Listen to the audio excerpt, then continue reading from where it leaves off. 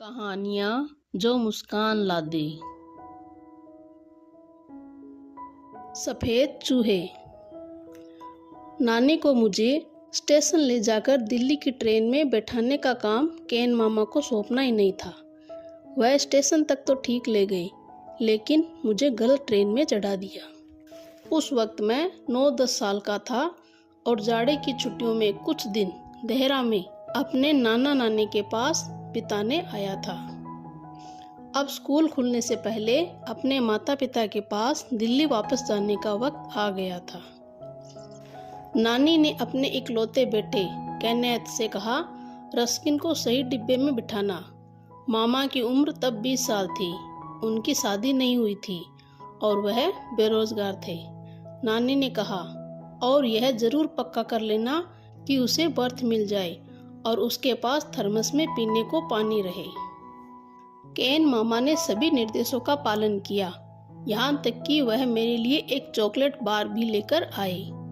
मुझे बिना ज्यादा पढ़ाई करे इम्तिहान में पास कैसे होना चाहिए, यह समझाते हुए वह आधी से ज्यादा चॉकलेट खुद चट कर गए।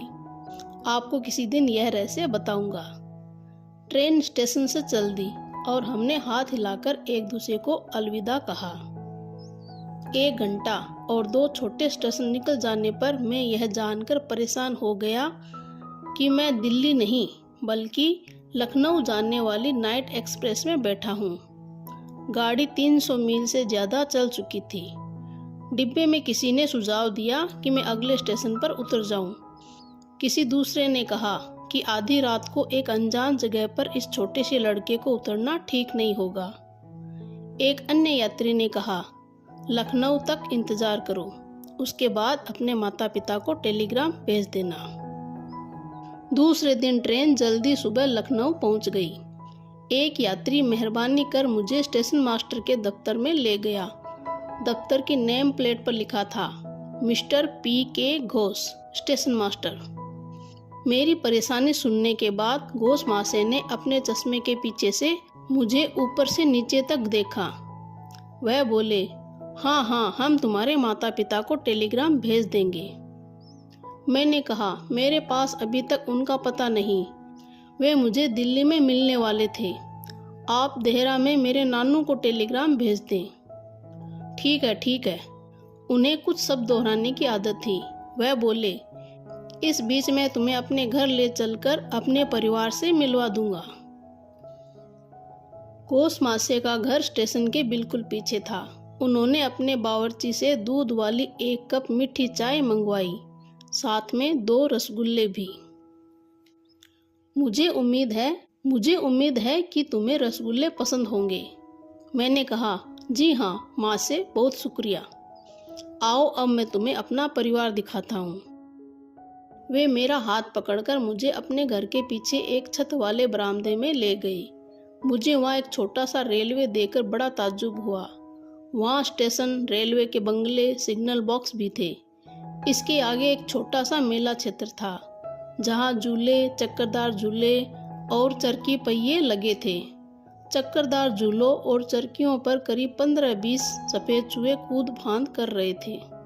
करीब 1 दर्जन और चूहे टनल से अंदर बाहर आ जा रहे थे और एक खिलौना ट्रेन पर चढ़ रहे थे।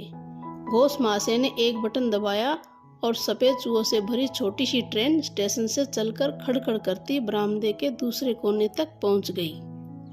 घोष महाशय बोले, यह कई सालों से मेरा शौक है। तुम्हें यह कैसा लगा? मुझे यह ट्रेन अच्छी लगी सर। लेकिन चूहे नहीं सर, इनकी संख्या बहुत ज्यादा है। वे बहुत सारे रसगुल्ले खा जाते होंगे। घोष महाशय कुछ चिढ़कर तपाक से बोले, नहीं, मैं उन्हें रसगुल्ले देता ही नहीं हूँ, सिर्फ रेलवे के टूटे फूटे बिस्किट खिलाता हूँ। स्टेशन के ये पुराने बिस्किट इनके लिए ही है। हमारे कुछ बिस्कुट तो कई वर्षों से छुए भी नहीं गए हैं। वे इतने कड़क हैं कि चबते ही नहीं। रसगुल्ले सिर्फ मेरे और तुम्हारे लिए हैं। अब मैं तुम्हें यहीं छोड़कर दफ्तर वापस चलता हूँ और तुम्हारे नाना जी को टेलीग्राम कर दूंगा। ये नए टेलीफोन कभी ठीक से काम नहीं करते। नानू उसी शाम को आ गए। इसी बीच मैं सफ़ेद चूहों को बिस्कुट खिलाने में मदद करता रहा।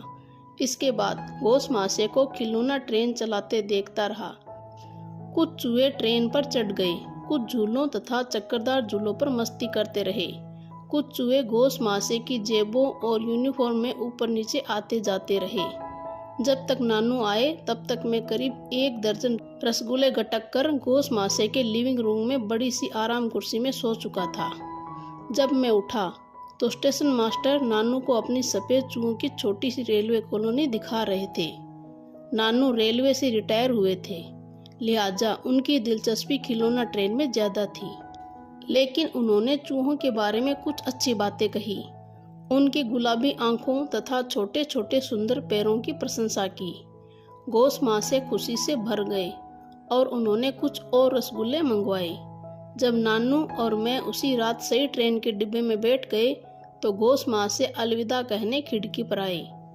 जब ट्रेन चलने लगी तो उन्होंने गत्ते का एक डिब्बा मेरे हाथ में थमाते हुए कहा, यह तुम्हारे और नानू के लिए तोहफा। मैंने सोचा और रसगुल्ले होंगे, लेकिन जब ट्रेन चल पड़ी और मैंने डिब्बे का ढक्कन उठाया तो 2 चूहों को रुई के बिछौने पर सोता हुआ पाया। देहरा लौटकर मैंने सफ़ेद चूहों को उनके डब्बे में रख दिया। मेरे मन में उन्हें लेकर कुछ योजनाएं थी। केन मामा मुझसे नज़र मिलाने में श्रम के चलते दिन में ज़्यादातर समय अमरूद के बगीचे में दुबक रहे। नानी ने उन्हें अच्छी डांट पिलाकर जिम्मेदार वयस्क बनने का सबक दिया था, लेकिन मुझ पर तो बदला लेने की धुन सवार थी। रात का खाना खाने के बाद मैं चुपचाप मामा के कमरे में गया और उनके बिस्तर की चादर के नीचे चूहे छोड़ दिए। 1 घंटा बाद मामा अपने कमरे से यह चिल्लाते हुए बाहर भागे कि उनके पायजामे के भीतर कुछ नरम और रौंदेदार चीज चल रही है। उनकी आवाज़ सुनकर हम सब अपने अपने बिस्तरों से बाहर कूद पड़े। नानू ने मेरी तरफ आंख मारकर मामा से कहा, पायजामा उतार फेंको। जो कुछ भी हुआ उसका उन्हें अच्छी तरह अंदाजा था। केन मामा द्वारा ताता थैया किए जाने के बाद आखिर एक चूहा पायजामे से बाहर निकला। दूसरा चूहा उनके पायजामा कोट की आस्तीन में घुसकर अचानक उनकी ठोडी के नीचे से बाहर झांकने लगा। केन मामा को हिस्टीरिया, मिर्गी का दौरा जैसे पड़ गया।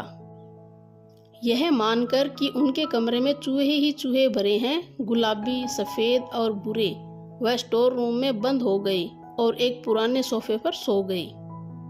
अगले दिन नानू मुझे स्टेशन ले गए और दिल्ली की ट्रेन में बैठा दिया। इस बार मैं सही ट्रेन में बैठा था। उन्होंने कहा, मैं सफ़ेद चूहों का ध्यान रखूंगा। नानू को चूहों से बहुत प्यार हो गया, यहाँ तक कि उन्होंने घोष महाशय को चिट्ठी लिखकर कहा कि क्या वे एक जोड़ा और भेज सकते हैं। बाद में उन्हें पता चला कि घोष महाशय का देश के किसी दूसरे हिस्से में तबादला हो गया है और वे अपना परिवार साथ ले गए हैं। घर। हमारा लड़का निकम्मा है, श्री कपूर अपनी पत्नी से कह रहे थे, लेकिन इसका भी ध्यान रख रहे थे कि लड़का सुन न ले। वे बोले, न जाने वह बड़ा होकर क्या करेगा, पढ़ाई में बिल्कुल मन नहीं लगता। सूरज के पिताजी व्यापारिक यात्रा से लौटे थे और अपने बेटे की स्कूल रिपोर्ट पहली बार देख रहे थे। रिपोर्ट में लिखा था, क्रिकेट में अच्छा, पढ़ाई में कमज़ोर, कक्षा में मन नहीं लगता। सूरज की माँ शांत स्वभाव की संजीदा महिला थी। वह कुछ नहीं बोली। सूरज बिना कुछ बोले खिड़की पर खड़ा था। वह बाहर रिमझिम बौछारों को देख रहा था जो उद्यान में फुसफुसाती सी लहरा रही थी। उसकी काली आंखों में गुस्सा भरा था, घनी भौहें तनी थी और वह बगावत के मूड में था। उसके पिताजी बोले जा रहे थे, अगर वह अच्छे नतीजे नहीं ला रहा तो उसकी पढ़ाई पर खर्च करने का क्या फ़ायदा। वह घर आता है, 3 लड़कों के बराबर खाता है, पैसे लेता है और फिर दोस्तों के साथ बाहर आवारागर्दी करने चला जाता है। श्री कपूर कुछ देर चुप रहे, यह सोचकर कि सूरज कुछ जवाब देगा और उन्हें फिर उसे डांटने टपटने का कारण मिल जाएगा। लेकिन सूरज को पता था कि उसकी खामोशी से पिताजी को और चिढ़ चुड़ेगी। वह अक्सर अपने पिताजी को चिढ़ते देखकर मजे लेता था। श्री कपूर आखिरकार बोले, अब मैं यह बर्दाश्त नहीं करूँगा। बेटा, अगर तुम नहीं सुधरते तो घर से चले जाओ। इस तरह सूरज से सीधे यह बात कहकर वह गुस्से में कमरे से बाहर निकल गए। सूरज कुछ देर खिड़की पर खड़ा रहा, फिर मुख्य दरवाज़ा खोलकर बाहर बारिश में निकल गया और दरवाज़ा जोर से बंद कर दिया। उसकी माँ का उसे पुकारने का मन हुआ, लेकिन वह चुप ही रही और मुड़कर रसोई में चली गई। रिमझिम बारिश में खड़े हुए सूरज ने मुड़कर घर की ओर देखा। मैं उनके बिना रह सकता हूँ। अगर वो चाहते हैं कि मैं घर लौटूं, तो वे इसके लिए मुझे आकर मनाए। उसने हाथ अपनी जेबों में डाले और सड़क पर चल पड़ा। उसे आज़ादी का एहसास हो रहा था। उसकी अंगुलियों ने एक परिचित करारी चीज को छुआ। यह 5 रुपये का नोट था। उसके पास बस इतने ही पैसे थे। उसने नोट को कसकर पकड़ लिया। वह इस पैसे से सिनेमा देखना चाहता था, लेकिन अब उसे कुछ ज़्यादा ज़रूरी काम करने थे। उसे पक्का पता नहीं था कि ये ज़रूरी काम क्या होंगे, क्योंकि उस वक्त वह गुस्से में था और उसका दिमाग व्यवहारिक रूप से नहीं सोच रहा था। वह बारिश से बेखबर मैदान में पहुंच गया। जब वह मैदान में पहुंचा तो सूरज निकल आया। हालांकि अभी तक रिमझिम बारिश हो रही थी, लेकिन लगता था कि सूरज ने फिर से उसका जोश बढ़ा दिया। उसे अपने दोस्त रंजी की याद आई। उसने कोई काम मिलने तक रंजी के घर रहने का फैसला किया। वह जानता था कि अगर कोई काम नहीं मिला तो वह ज़्यादा समय तक घर से दूर नहीं रह सकेगा। उसने सोचा कि एक 13 साल के लड़के को क्या काम मिल सकता है। उसने घरों में अखबार डालने या बाजार में किसी छोटी सी चाय की दुकान में चाय लगाने की कल्पना नहीं की। इससे तो ग्राहक बनना कहीं बेहतर था। बारिश पूरी तरह थम गई। सूरज तेजी से मैदान पार कर एक एकांत सड़क पर चलता हुआ रंजी के घर पहुंच गया। गेट पर पहुंचकर उसका दिल बैठ गया। घर बंद था। सामने के दरवाजे पर ताला लगा था। सूरज ने घर के 3 चक्कर लगाए, लेकिन उसे कोई दरवाज़ा या खिड़की खुली नहीं मिली। उसने सोचा कि शायद परिवार सुबह कहीं गया होगा, पिकनिक पर या जन्मदिन मनाने। दोपहर के खाने के लिए तो वापस आ ही जाएगा। उसका उत्साह फिर बढ़ने लगा। वह बाजार की तरफ सड़क पर लापरवाही से घूमने लगा। सूरज को बाजार बहुत अच्छा लगा। वहाँ अनेक तरह की ढेर सारी चीज़ें, बाजार की खुशबू और रंग के साथ साथ लाउड स्पीकर पर बजता संगीत उसे बहुत पसंद आया। धीरे धीरे चलता हुआ एक चाय पकौड़ा की दुकान पर पहुंचा।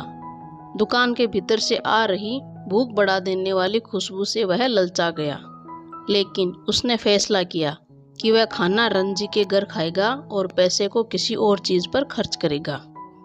वह खिलौनों की दुकान पर ग्लास केस में रखे बड़े पीले रंग के योयो को पाने का लालच रोक नहीं पाया। यह विभिन्न रंगों के कांच के टुकड़ों से बना था और सूरज की रोशनी में जगमगा रहा था। सूरज ने पूछा, कितने का है?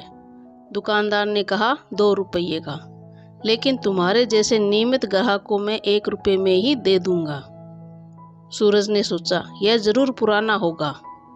फिर भी उसने 1 रुपये में वह योयो खरीद लिया। उसने उसी वक्त उसे चलाना शुरू कर दिया। वह बाजार में योयो को अपनी तर्जनी अंगुली से ऊपर नीचे झुलाता चला जा रहा था। जेब में रखे बाकी 4 नोटों पर अंगुलियां फेरते हुए उसे प्यास लगी। नल के पानी फेनिल पेय से नहीं, बल्कि वनीला मिल्क शेक से ही उसकी प्यास बुझनी थी। उसने एक टेबल पर स्ट्रॉ से मिल्क शेक पिया। उसकी नज़र दीवार घड़ी पर गई। करीब 1 बज रहा था। अब तक रंजी और उसका परिवार लौट आया होगा। सूरज कुर्सी से सरका और ड्रिंक का पैसा दिया। अब उसके पास 2 रुपये बचे थे। वह मटर गश्ती करता हुआ बाजार की सड़क पर चला। उसके साथ चलने वाले योयो की आवाज़ उसे बड़ी तसल्ली दे रही थी। रंजी का घर अब भी बंद था। इसकी सूरज को उम्मीद नहीं थी। उसने शीघ्र ही घर के आसपास चक्कर लगाया, लेकिन उसमें पहले की तरह ताला लगा था। दूसरा चक्कर लगाते समय उसे एक माली मिला, जिसकी उम्र 8 साल से ज़्यादा रही होगी। उसने पूछा, सब लोग कहाँ गए? माली ने सूरज को गौर से देखते हुए जवाब दिया, 1 हफ्ते के लिए दिल्ली गए हैं। क्यों? क्या कोई खास बात है? सूरज ने उस माली को पहले कभी नहीं देखा था, लेकिन उसने माली को बिना झिझक बता दिया, मैं घर से भागा हूँ। रंजी के यहाँ रहने वाला था। अब जाने के लिए कोई जगह नहीं है। बूढ़े माली ने कुछ देर सोच विचार किया। उसके चेहरे पर अखरोट जैसी झुर्रियाँ थीं। उसके हाथ और पांव कठोर और फटे हुए थे, लेकिन उसकी आंखें चमकदार और काफ़ी कुछ जवानों जैसी थी। वह अंशकालिक माली था जो सड़क पर बने अनेक घरों में काम करता था। शहर के इस हिस्से में बड़े बगीचे नहीं थे। उसने कहा, घर वापस क्यों नहीं चले जाते? सूरज ने कहा, अभी जाना बहुत जल्दी होगा। अभी तो मैं वास्तव में भागा ही नहीं हूँ। उन्हें पता तो चले कि मैं भाग गया हूँ, तब उन्हें दुख होगा। माली मुस्कुराकर बोला, तुम्हें बेहतर योजना बनानी थी। क्या तुमने कुछ पैसे बचाए हैं? मेरे पास सुबह 5 रुपये थे, अब 2 रुपये बचे हैं। उसने योयो की तरफ देखकर पूछा, क्या तुम इसे खरीदोगे? माली बोला, मुझे इसे चलाना नहीं आता। सबसे अच्छी बात तो यह है कि तुम घर वापस चले जाओ। रंजी के लौटने का इंतज़ार करो और फिर घर से भागो। सूरज इस दिलचस्प सलाह पर गौर कर इस नतीजे पर पहुंचा कि बात में दम है, लेकिन उसने तुरंत फैसला नहीं किया। माता पिता को कुछ दुविधा में रखना अच्छा होगा। वह लौटकर मैदान में घास पर बैठ गया। बैठते ही उसे भूख लगने लगी। उसे इतनी तेज भूख पहले कभी नहीं लगी थी। तंदूरी चिकन और रस भरी चमकती मिठाइयों की तस्वीरें उसके सामने नाचने लगी। उसने सोचा कि क्या खिलौने बेचने वाला यह योयो वापस ले लेगा? शायद आधी कीमत में ले ले, लेकिन उसे जितनी खाने की ज़रूरत थी उतना ही योयो से लगाव भी। घर वापस जाने के सिवा कोई और रास्ता नहीं था। उसे भरोसा था कि माँ तो अब तक परेशान हो ही गई होगी। पिताजी, उसे उम्मीद थी कि चिंता में बरामदे में चहलकदमी करते हुए बार बार घड़ी देख रहे होंगे। उनके लिए यह एक सबक होगा। वह घर इस तरह जाएगा मानो कि उन पर एहसान कर रहा हो। उसे पूरी उम्मीद थी कि उन्होंने उसका दोपहर का भोजन रख दिया होगा। सूरज बैठक के कमरे में गया और योयो को सोफे पर पटक दिया। श्री कपूर अपने पसंदीदा सोफे पर बैठे दोपहर जाने से पहले अखबार पढ़ रहे थे। सूरज के कमरे में आने पर वह कुछ देर खड़े हुए और बोले, तुम देर से आए हो। इतना कहकर वह फिर अखबार पढ़ने लगे। सूरज रसोई में गया, जहाँ माँ भी थी और खाना भी। वह उससे कुछ नहीं बोली, लेकिन मन ही मन मुस्कुरा रही थी। उन्होंने पूछा, भूख लगी है? सूरज ने कहा, नहीं, और थाली लेकर खाने पर पिल पड़ा। जब वह बैठक के कमरे में लौटा तो पिताजी को योयो से खेलने की कोशिश करते देख आश्चर्य में पड़ गया। श्री कपूर ने पूछा, तुम इस घामड़ चीज को कैसे चलाते हो? सूरज ने जवाब नहीं दिया। वह पिताजी के अनाड़ीपन को देखकर खड़े खड़े मजे लेते रहा। आखिर वह खिलखिलाकर हंसे बिना नहीं रह सका। उसने कहा, बहुत आसान है, मैं करके दिखाता हूँ। उसने पिताजी से योयो लिया और चलाकर दिखाया। जब श्रीमती कपूर कमरे में आई तो बाजार के इस सस्ते खिलौने से खेलने में इतने ज़्यादा तल्लीन अपने पति और बेटे को देखकर उन्हें जरा भी ताज्जुब नहीं हुआ। वह इस तरह की बेतुकी बातों की आदी हो चुकी थी। पुरुष सचमुच कभी बड़े नहीं होते। श्री कपूर भूल ही गए कि उन्हें दफ्तर जाना है और सूरज भूल गया घर से भागने की बात। वे दोनों सुबह की कटुता भूल गए। यह बहुत पुरानी बात है।